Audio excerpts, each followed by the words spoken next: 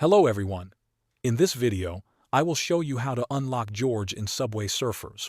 The process is tied to the season hunt, so you need to focus on that event.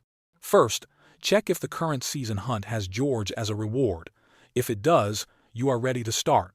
When you play Subway Surfers during the season hunt, you will find special tokens. These tokens are the key to your progress. The next step is to collect as many tokens as possible. Simply keep playing runs, dodge obstacles, and pick up the tokens along the way.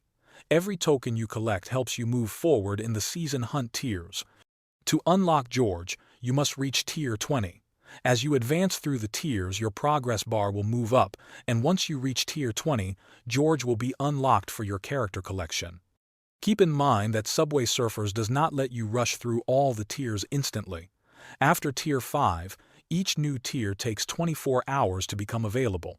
This means you may need to wait several days for the event to fully open before you can reach tier 20.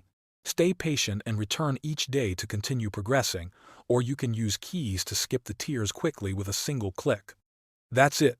Play runs to collect tokens, advance to tier 20 inches the season hunt, and George will be yours. Thanks for watching.